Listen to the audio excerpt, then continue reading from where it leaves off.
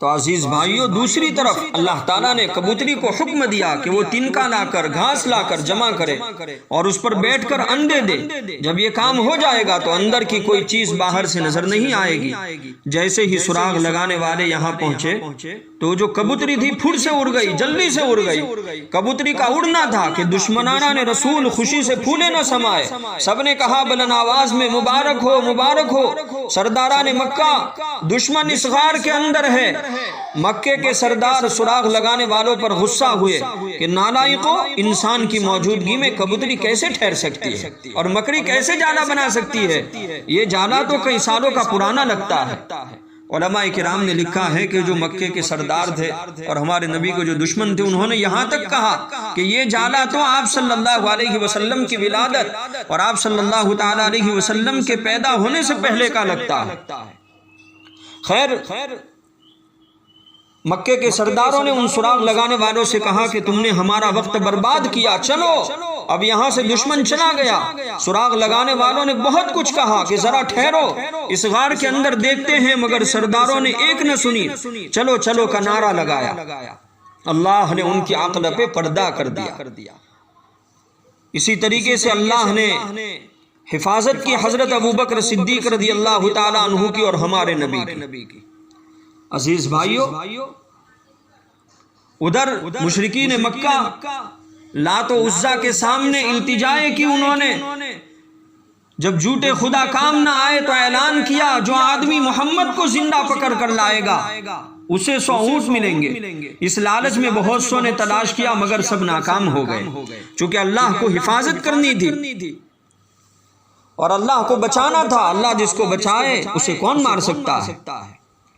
تو حضرت ابوبکر صدیق رضی اللہ تعالی عنہ نے ہجرت سے 4 ماہ پہلے 2 اونٹنیاں خریدی تھی، جس کو ببول کے پتے کھلا کر موٹا تازہ کر دیا تھا کہ یہ ہجرت کے سفر میں کام دے گی۔ خیر، غار ثور میں 3 دن رہنے کے بعد یہ دونوں حضرات مدینے کی طرف ہجرت کے لیے نکل چکے۔ خیر، ان دونوں کا سفر رواں دوا تھا۔ ادھر انصار مدینہ کئی دنوں سے انتظار کرتے تھے، بے چین تھے۔ ایک دن اچانک یہودی نے اہل مدینہ کو، مدینے والوں کو یہ خوشخبری سنائی کہ جس عظیم ہستی کا تمہیں انتظار تھا وہ آ چکی۔ یہ سننا تھا کہ سب استقبال کے لیے دوڑ پڑے۔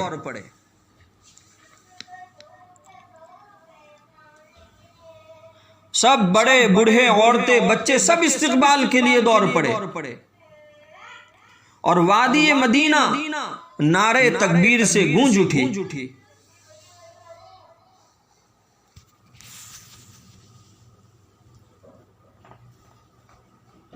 عزیز بھائیو، علماء کرام نے لکھا ہے کہ جب آپ صلی اللہ تعالی علیہ وسلم مدینہ تشریف لائے تو کسی نے کہا محمد آ گئے، کسی نے کہا اللہ کے رسول آ گئے، کسی نے کہا اللہ کے نبی آ گئے، اور کسی نے کہا 14ویں رات کا چاند آ گیا۔ نعرہ تکبیر بلند ہوا، نعت پڑھی گئی، طلع البدر علینا من ثنیات الوداع وجب الشکر علینا ما دعا للہ داع ایہا المبعوث فینا جئت بالامر المطاع طلع البدر علینا من ثنیات الوداع وجب الشکر علینا ما دعا للہ داعی ایہا المبعوث فینا جئت بالامر المطاع۔ جب آپ صلی اللہ تعالی علیہ وسلم مدینہ تشریف لائے تو یہ اشعار پڑھے گئے، یہ نعت پڑھی گئی۔ خیر عزیز بھائیو، آپ صلی اللہ تعالی علیہ وسلم نے پہلے مدینے کی جنوبی سمت 3 میل کے فاصلے پر ایک آبادی تھی جس کا نام قوبہ تھا، قوبہ میں قیام فرمایا۔ انصار اور مہاجرین، ہجرت کرنے والوں کو مہاجرین کہتے تھے، اور انصار مدینے کے رہنے والے کو اور مہاجرین کی مدد کرنے والوں کو انصار کہا جاتا تھا۔ تو انصار و مہاجرین سب یہاں پر حاضر ہوئے۔ آپ صلی اللہ تعالی علیہ وسلم طویل سفر کے تھکان کے بعد، لمبے سفر کے تھکان کے باوجود ہر ایک سے محبت اور شفقت سے ملاقات کرتے۔ قوبہ کے قیام کے دوران قوبہ میں رہنے کے دوران صحابہ کے ساتھ مسجد تعمیر کی. ہمارے نبی نے قباء میں ایک مسجد بنائی جس مسجد کا بھی ذکر اللہ نے قرآن میں فرمایا لَمَسْجِدٌ أُسِّسَ عَلَى التَّقْوَى مِنْ أَوَّلِ يَوْمٍ أَحَقُّ أَن تَقُومَ فِيهِ رِجَالٌ يُحِبُّونَ أَن يَتَطَهَّرُوا وَاللَّهُ يُحِبُّ الْمُطَّهِّرِينَ. اللہ تعالیٰ نے اس آیت شریفہ میں مسجد قباء کا ذکر فرمایا. تو ہمارے نبی جب قباء میں پہنچے ہیں تو صحابہ کے ساتھ سب سے پہلی مسجد جو بنائی جس کا نام مسجد قباء رکھا. یہ مسجد تعمیر کی آپ صلی اللہ تعالی علیہ وسلم بھاری بھاری پتھر اٹھاتے. یہ اسلام میں سب سے پہلی مسجد بنی. یہاں سے پھر اپنی منزل مقصود کی طرف بڑھے. ہر شخص فرط مسرت میں جھوم رہے تھے. بچے بڑے بوڑھے سب خوش تھے. اللہ کے نبی تشریف لانے والے ہیں.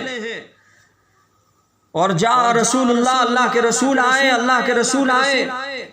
جا رسول اللہ کا نعرہ مدینے کی گلیوں میں بلند کر رہے تھے. آپ صلی اللہ تعالی علیہ وسلم جب مدینہ تشریف لائے تو ہر چیز روشن ہو گئی.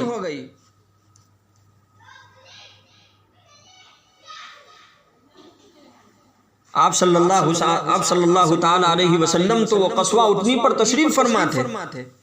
جب آپ کی سواری مدینے کی گلی میں داخل ہوئی تو ہر کوئی فرط مسرت میں ترانہ بلند کر رہا تھا. ہر کوئی خوشی میں جھوم رہا تھا. علماء کرام نے لکھا ہے کہ جب آپ صلی اللہ تعالی علیہ وسلم مدینہ تشریف لائے ہر ایک کے چہرے پر خوشی تھی. ہر چیز روشن ہو گئی نبی کی برکت سے. مدینے کی ہر آدمی کی یہ تمنا تھی کہ آپ صلی اللہ تعالی علیہ وسلم کا قیام اور مہمانی اس کے یہاں ہو. آپ نے اپنے دیوانوں کا حیرت انگیز منظر دیکھا.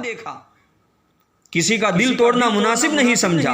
ہر ایک کی چاہت تھی اللہ کے نبی میرے یہاں اترے، میرے یہاں قیام کرے، میرے مہمان بنے. اللہ کے نبی نے کسی کا دل توڑنا مناسب نہیں سمجھا. فرمایا ہجرت بھی اللہ کے حکم سے تھی، قیام بھی اسی کے حکم سے ہوگا. جہاں میری اونٹنی بیٹھے گی وہی میری منزل ہوگی، وہی میرا گھر ہوگا، میں وہیں ٹھہروں گا. آپ صلی اللہ تعالی علیہ وسلم نے اپنی اونٹنی جس کا نام قصوہ تھا اس کی مہاریں چھوڑ دی اور حکم خداوندی کا انتظار فرمانے لگے. مدینے کا ہر آدمی اللہ سے دعا کرتا تھا کہ یہ برکت مجھے مل جائے. سرکار دو عالم صلی اللہ تعالی علیہ وسلم کی اونٹنی چلتے چلتے بنو نجار کے حجلہ میں، یعنی وہ جو ایک جگہ تھی جس کو جو چوکور جگہ تھی، وہاں پر پہنچی اور اس جگہ بیٹھ گئی جہاں بعد میں مسجد نبوی کا دروازہ بنا. لوگوں نے اونٹنی کو اٹھانے کی کوشش کی تو آپ صلی اللہ علیہ وسلم نے فرمایا اسے مت اٹھاؤ، اسے بٹھانے والے نے بٹھایا ہے، میری منزل مقصود یہی ہے.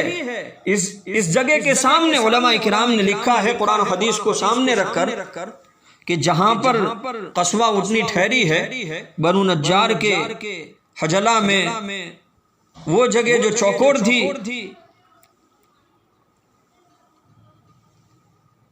تو اس جگہ کے سامنے حضرت ابو ایوب انصاری رضی اللہ تعالی عنہ کا گھر تھا. ان کی تو قسمت جاگ گئی. وہ فرط مسرت میں مارے خوشی میں بے خود ہو گئے، دوڑتے ہوئے آگے بڑھے، اہلن و سہلن کہا، اللہ کے نبی کا استقبال فرمایا اور اجازت طلب کر کے اونٹنی سے سامان اتار کر گھر لے گئے. میاں بیوی نے خوب خدمت کی اور خوب خدمات کی ہمارے آقا صلی اللہ تعالی علیہ وسلم کی. اللہ اکبر.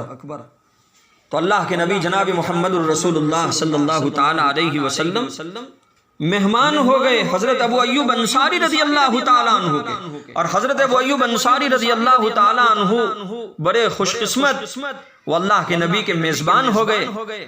اب ہمارے نبی اور حضرت ابو بکر صدیق رضی اللہ تعالیٰ عنہ حضرت ابو ایوب انصاری رضی اللہ تعالیٰ عنہ کے مکان میں رہنے لگے۔ حضرت ابو ایوب انصاری اپنی بیوی کے ساتھ خدمت میں مشغول ہو گئے اور اللہ کے نبی کی بہت خدمت کی۔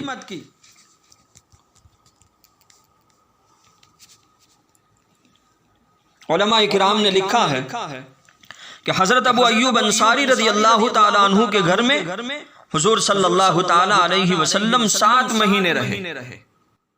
تو عزیز بھائیو، دوسری طرف اللہ تعالیٰ نے کبوتری کو حکم دیا کہ وہ تنکا لا کر، گھاس لا کر جمع کرے اور اس پر بیٹھ کر انڈے دے۔ جب یہ کام ہو جائے گا تو اندر کی کوئی چیز باہر سے نظر نہیں آئے گی۔ جیسے ہی سراغ لگانے والے یہاں پہنچے تو جو کبوتری تھی پھر سے اڑ گئی، جلدی سے اڑ گئی۔ کبوتری کا اڑنا تھا کہ